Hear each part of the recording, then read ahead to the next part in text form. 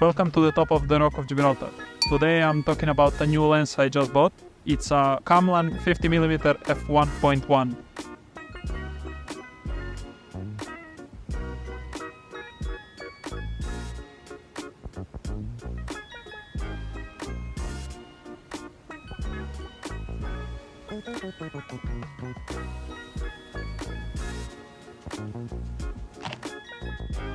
There's actually no specific reason why I decided to buy this lens. I certainly wasn't out looking specifically for a fast aperture 50mm lens. I was just cruising my favorite used marketplace and just looking what there is for Fujifilm just to see.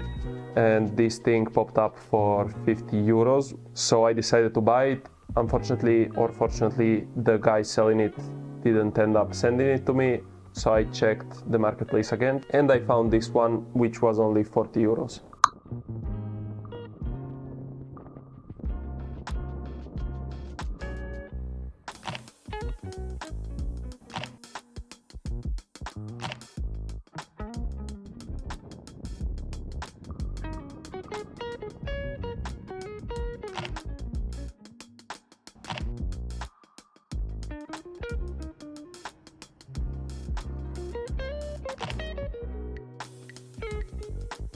I think this thing is a great addition to my set of lenses and it will probably be something I use quite often. Probably not as a professional lens, not on client shoots as much, maybe here and there, but just as a fun lens to have when shooting street photography and just walking around.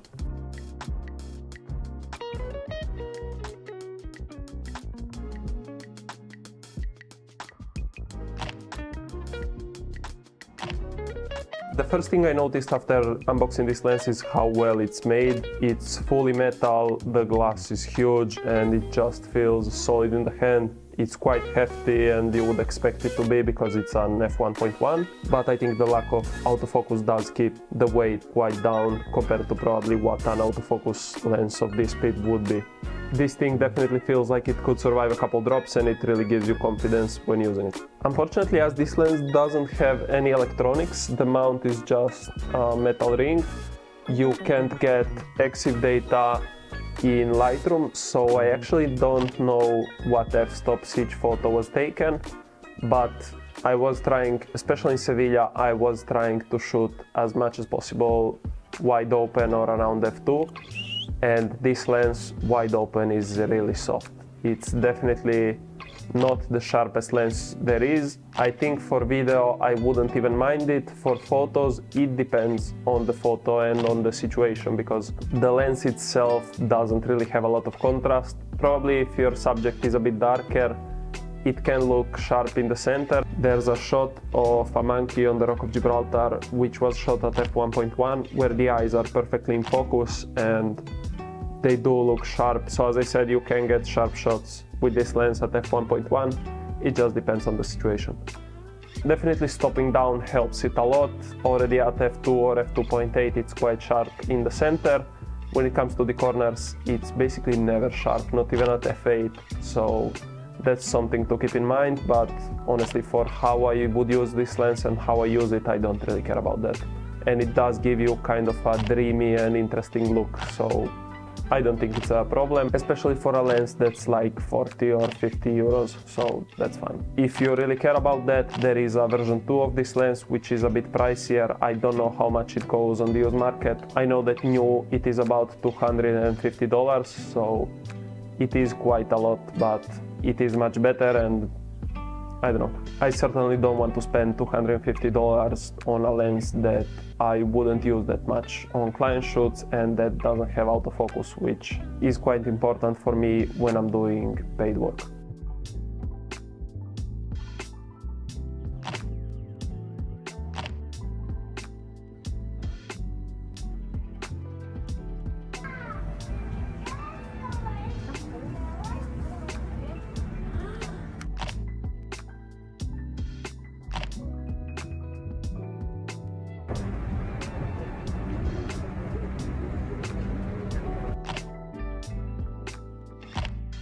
For me to shoot with it, I did have to adjust the way I shoot because with my 35mm it being a shorter lens, it's much easier to manual focus and to zone focus, which is what I like to do. So usually I set the aperture around f8 and I will just zone focus and walk around with the lens in focus at around 3 to 5 meters, and this will cover most of the scenes that I shoot, and when I really need it, I will go and manual focus on what I need.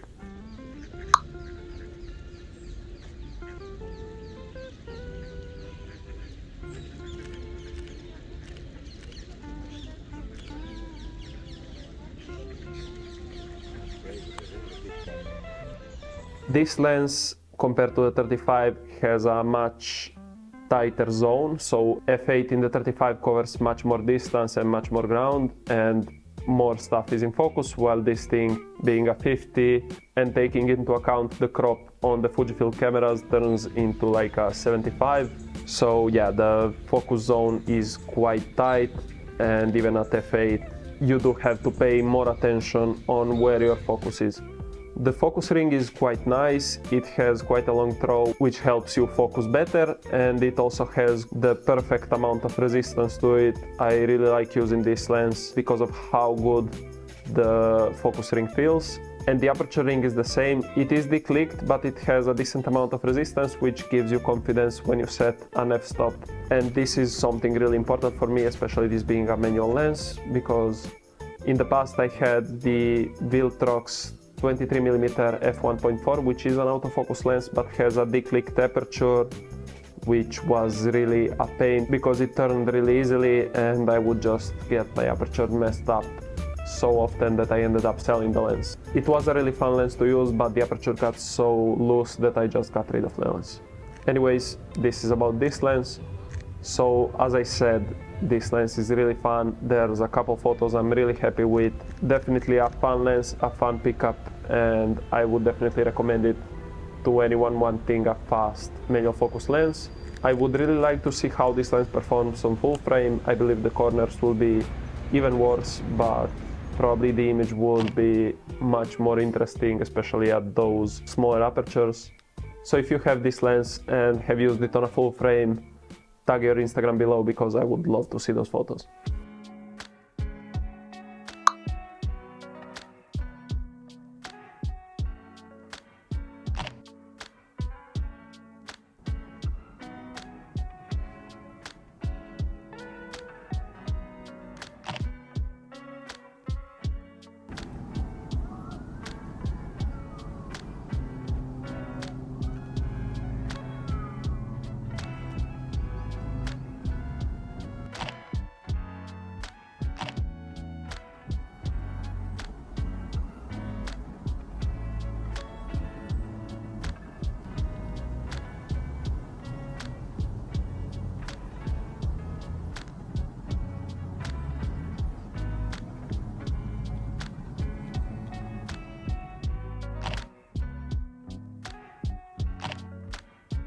Anyways, thanks for watching this video and listening to me ramble about this lens.